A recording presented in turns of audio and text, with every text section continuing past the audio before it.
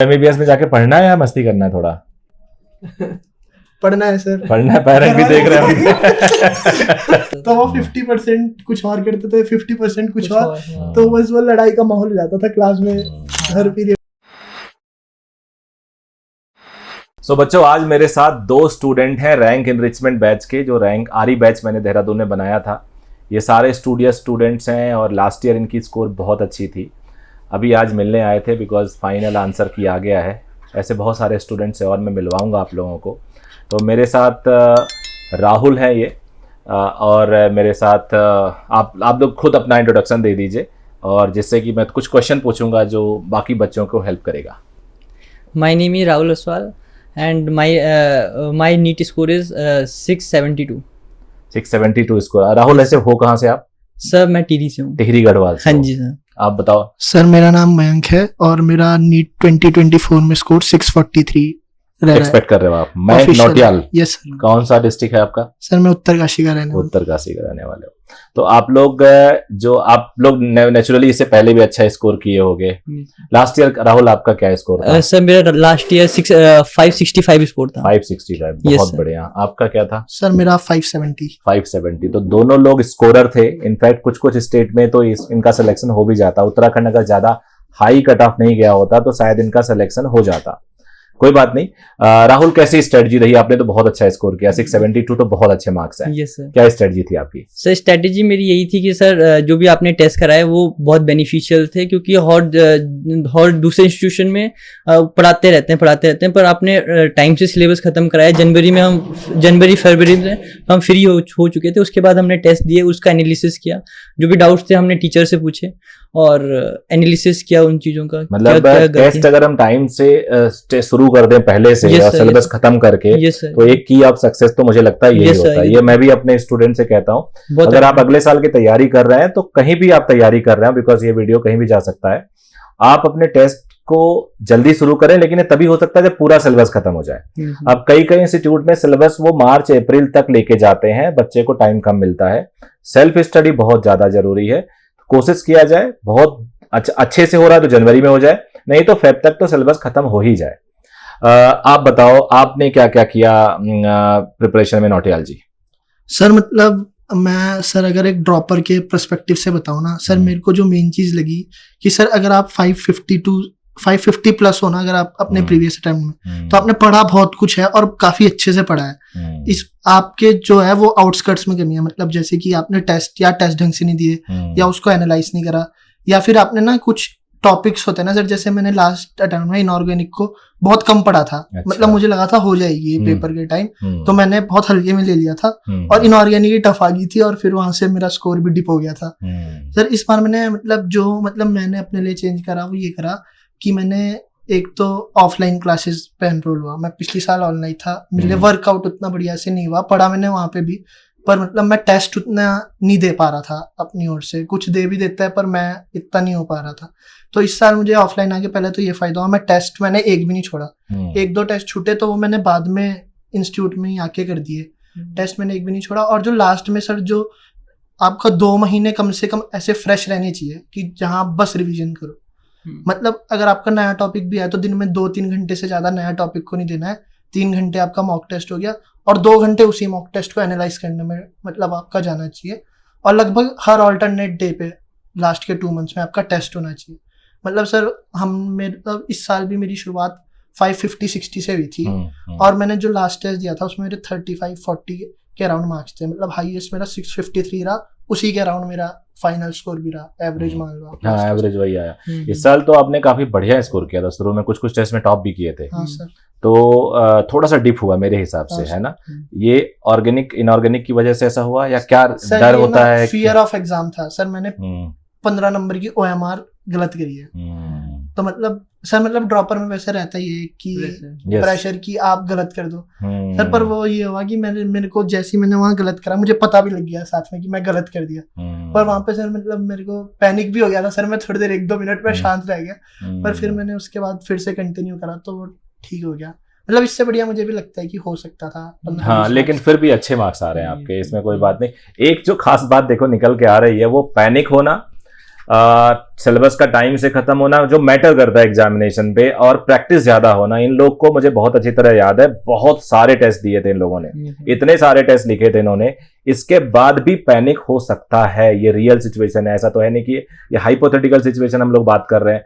तो ये आप लोग अगर अगले साल तैयारी करने को जा रहे हैं तो ये समझ लीजिएगा, उन बच्चों के साथ जो अचीवर्स थे, ये सारे दोनों बच्चे लास्ट ईयर के बहुत अच्छे स्कोरर रहे हैं, और उसके बाद इन्होंने एक साल ड्रॉप किया, मेहनत की, सिलेबस टाइम से खत्म किया, उसके बाद इनके साथ भी जब गड़बड़ हो सकता है तो किसी के साथ भी हो सकता है। और ऐसे दोनों बहुत अच्छे लेवल पे सिलेक्शन होगा, इनका टॉप लेवल पे सिलेक्शन होगा, लेकिन फिर भी आप अगर 10, 15, 20 नंबर अपने ऑप्टिमम स्कोर से कम हो जाते हो या 50 नंबर कम हो जाते हो, जैसे वी वर एक्सपेक्टिंग कि ये लोग 700 भी टच कर सकते हैं क्योंकि इनके अंदर वो पोटेंशियल था, ऐसे इनके साथ इनके दोस्त बहुत सारे थे।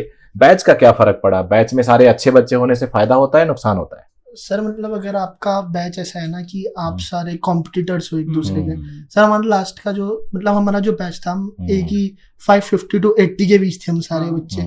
तो मतलब हमारा एक हेल्दी कंपटीशन बैच में हमेशा रहता था हमारे, मतलब इसने टॉप मार दिया। तो कंपटीशन तो इतना ज्यादा था कि कभी कभी रात को नींद भी नहीं आती थी कि वो छोटे छोटे टेस्ट के चक्कर छोटे, और यहाँ पे आगे आंसर चेंज फर्स्ट भी आ जाती, टेंथ भी आ जाती सर, वही 10 नंबर का डिफरेंस है, 10th रैंक आ जाती। तो कंपटीशन मतलब बहुत सारे बच्चे बहुत अच्छे थे। अगर आपका बैच अच्छा है, आप अच्छे लोगों के साथ पढ़ रहे हो तो फर्क तो पड़ता है बहुत ज्यादा डिफरेंस। मतलब वो फिर आपको ना थोड़ा गिल्ट होता है कि पढ़ाई ना करने का, तो आपको करनी पड़ती है क्योंकि अगर बच्चे अच्छे नहीं होंगे तो हमारे जितने 600 भी नंबर आए हम हैप्पी थे, पर वहां पे जब हमारे 650 भी आ रहे हैं हम हैप्पी नहीं है क्योंकि दूसरों के भी उतने अच्छा आ रहे हैं। अच्छा, जो स्ट्रेटजी होती है कि एनसीईआरटी के हिसाब से ही पढ़ा जाए, हाँ जी, क्या जो जैसे आप लोग एक भी क्वेश्चन बाहर होता तो आ जाते थे सर, आउट ऑफ एनसीईआरटी आ गया इस बार, तो आखिरी के टेस्ट में तो बिल्कुल था, तो क्या ये मदद करता है या आउट ऑफ एनसीईआरटी भी कभी कभी पढ़ लेना चाहिए? What is your view particularly? Sir मैं तो ये बोलूंगा कि सर ये डिलीटेड सिलेबस वाला जो चला ना इस बार, सर मैंने तो ये बस बायो में अप्लाई करा। अच्छा, कि बायो याद है पिछली भी थोड़ी, और कि इस बार वो पढ़ लेते हैं जो डिलीट नहीं हुआ है हो जाएगा। सर फिजिक्स में मुझे पता ही नहीं डिलीट क्या हुआ है। सर मैंने पूरी फिजिक्स पढ़ी, मुझे पता ही नहीं था डिलीट क्या है। सर मतलब पेपर में बोल रहे थे ना बच्चे की rolling motion out of question है, वो वाला मैग्नेटोमीटर वाला था, कौन सा वाला था क्वेश्चन, वाइब्रेशन मैग्नेटोमीटर, कि वो आउट ऑफ सिलेबस है। सर मुझे वो ना अभी पता लगा 3 दिन पहले कि वो आउट ऑफ सिलेबस था, मतलब ऐसे नहीं पढ़ा। और केमिस्ट्री में भी सर मैंने कोशिश करी मैं पूरा करूं, खाली इनऑर्गेनिक में पी ब्लॉक वो याद ही नहीं हो रहा था सर, वो इसलिए छोड़ा। इसलिए तो सर पूरा ही पढ़ना चाहिए क्योंकि मतलब कंसेप्ट उसी से बनेगा और एनटीए में ज्यादा। मुझे याद है कि last to last year x-ray बोला बच्चों ने कि नहीं है, हाँ जी, और मैंने एक्सरे पढ़ाया, हाँ जी, और एक मोजले लॉ का क्वेश्चन लगभग याद आ रहा मुझे, आया था डायरेक्टली एक्सरे से आया था। हालांकि उसको बिना एक्सरे पढ़े भी किया जा सकता था, लेकिन एक्सरे पढ़ के कॉन्फिडेंटली किया जा सकता था।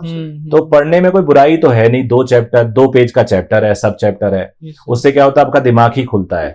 फिजिक्स में खासतौर पे मुझे लगता है, बायोलॉजी में शायद जरूरत नहीं होती है। सर एक क्वेश्चन इस बार आया था जो कि मेरा भी गलत हुआ सर, वो एक्स वाला, तो वो सर पर वो ऐसा ही है ना, सेक्शन बी में दिया, वो तो सर मेरा अपना था कि मुझे लगा कि मतलब तो मैंने अटेम्प्ट कर लिया।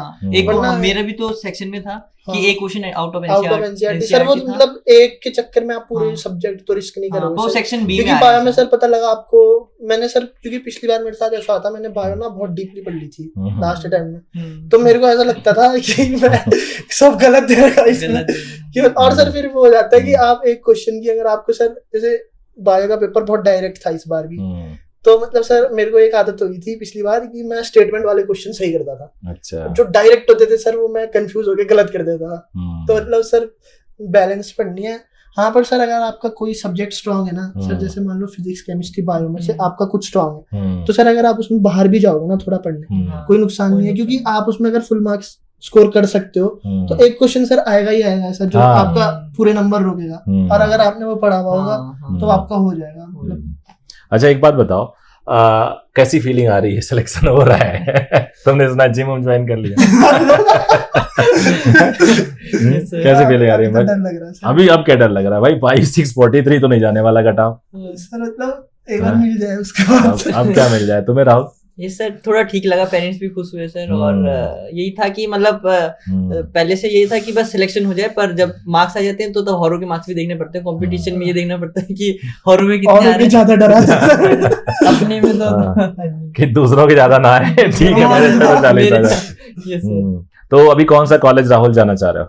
सर एम्स तो मुश्किल है शायद अभी तो। हाँ, आरएमएल मिल जाए, आरएमएल कानपुर, लखनऊ। हाँ, कानपुर का भी बेस्ट है। दोनों आपको मिल सकता है। Yes sir. क्या सोच रहे हो?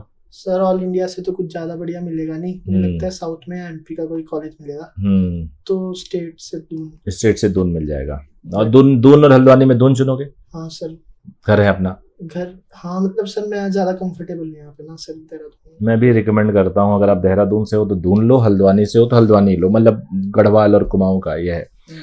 मैसेज क्या देना चाहोगे सारे एस्पिरेंट्स को जो हैं, जिनके 200 नंबर हैं, जिनके 300 नंबर हैं, 400, इस तरह से दो सबको एक ही मैसेज नहीं काम करेगा। तो क्या ड्रॉप क्या लेना चाहिए, ड्रॉप लेके क्या पढ़ना चाहिए, जितना कवर कर पाओ करो। सर ड्रॉप आपकी पर्सनल चॉइस है सर, अगर आप में है कि आप कर लोगे दोबारा, कि आप उतना ही टाइम फिर से किसी चीज को दे सकते हो, तो सर आपको फॉर श्योर लेना चाहिए सर। सर क्योंकि मैंने भी लिया था पिछली बार में, मैं सर आपसे मिलने भी आया था उसके पहले, तो सर मेरा मतलब सर हो नहीं रही थी एक टाइम हिम्मत कि मैं पढ़ पाऊंगा कि नहीं पढ़ पाऊंगा दोबारा। वो तो सर मतलब टाइम के साथ हो गया ग्रेजुअली ठीक, पर मतलब सर अगर आपके 200-300 के बीच नंबर है और आपके काफी 1-2 ड्रॉप हो गए, तो मतलब आपका वो आपकी पर्सनल चॉइस है फिर कि आप कर पाओ। जो बच्चे क्लोज आ गए हैं, क्लोज आ गए हैं सर, तो अगर चांस है तो लो एक बार फिर से लेना चाहिए सर। क्या ऐसा भी देखने को मिला है कि जो क्लोज आ गए हैं वो भी रह गए हैं, क्योंकि तुम्हारे बैच में तो कोई नहीं रहा जो क्लोज था, सबके हो गए हैं सिलेक्शन, तो कोई ऐसा भी देखने को मिलता है क्लोज आने के बाद भी सिलेक्शन नहीं होता उनका? सर मतलब कोई है दोस्त जानने वाले, नाम मत बताओ सर, होता है ऐसा भी सर, ऐसा भी होता है सर, क्योंकि वो एक रीजन होता है ना, अगर आप ओवर कॉन्फिडेंस में आ जाओ तो हो जाता है, आखिरी में वो फिर से घबरा जाते हैं सर। सर मतलब वो होता है सर, वो क्योंकि सर जब हमने भी करा था तो ऐसा लगता था इलेक्ट्रोस्टैट्स क्या दोबारा पढ़नी है तो सारी आती है, थोड़ा सा ओवर कॉन्फिडेंस आता है कि हम पढ़ा हुआ है, वो लगता है कि पढ़ा, मतलब ओवर कॉन्फिडेंस भी नहीं होता, वो लगता है कि पढ़ा हुआ है और बहुत मेहनत ऑलरेडी इसमें। कल मेरे से एक बच्चा आया था मिलने, 500 स्कोर कर रहा था, वो कह रहा था सर हम फिजिक्स ज्वाइन करना चाहते हैं। हमने कहा बाकी क्यों नहीं, बाकी सब आता है। अब मैंने बोला ये यार कि 565 570 वाला बच्चा लास्ट ईयर हमारे पास था और एक क्लास नहीं मिस किया उसने, उससे ज्यादा तो आपको नहीं आता है, एटलीस्ट हो सकता आता हो, लेकिन उससे ज्यादा आपने बढ़िया पेपर तो नहीं किया, फिर भी आप कह रहे हो। तो ऐसा फीलिंग आता है बच्चों को जो 500 लेके आते हैं, 540 लेके आते हैं, उन्हें लगता है उन्हें सब आता है, थोड़ा पढ़ लें। तो वो मैं भी कहता हूं कि आपको एक रेगुलर क्लास चाहिए ही चाहिए, जिससे आपकी हैमरिंग हो, जिससे आपको कंपटीशन मिले और आप अच्छा परफॉर्म कर पाओ।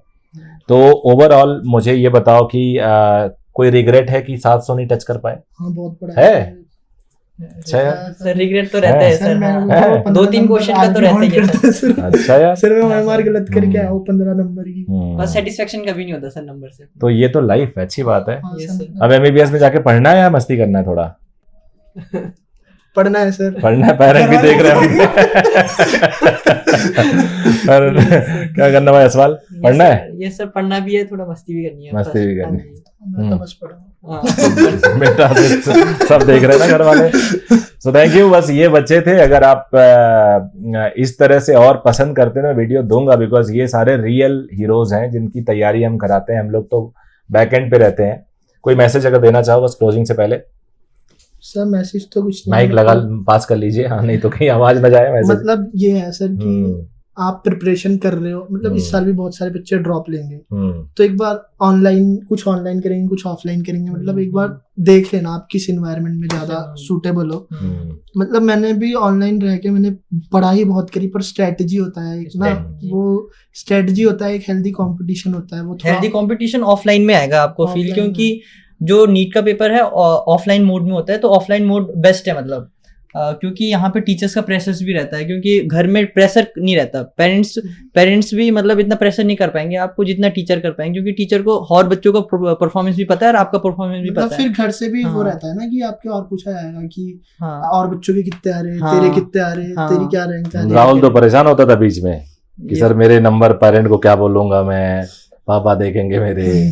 Yes sir. हाँ, मुझे याद है, मतलब वो अच्छी रहता है बात और वो मतलब वो हाँ उस समय तो बुरा लगता है पर लॉन्ग टर्म में फायदा है। एक तो आध है। बार आंसर आंसर गलत हो जाता, तुम कहते थे सर इसके आंसर गलत हो गए, पेरेंट हाँ कहेंगे। सर Yes, वो sir, yes, तो sir. सर रहता ही था सर। वो रहता वो है तो रहता था कि अगर हाँ। किसी से ऊपर आ रहे एक हाँ। चीज सही करके तो वो करवाओ सही। कराओ, हाँ। मतलब सर बैच 2 हिस्सों में बढ़ जाता था हर टेस्ट। एक तो एक- क्वेश्चन डाउट में रहता ही था हाँ, हमेशा। डाउट रहता तो था। वो 50% कुछ और करते थे, 50% कुछ और। हाँ। तो बस वो लड़ाई का माहौल हो जाता था क्लास में हाँ। हर पीरियड में। हाँ। सो थैंक यू यार, आप दोनों को, डॉक्टर साहब आप लोग, और sir. बच्चों sir. आपको भी thank you very much. Bye bye.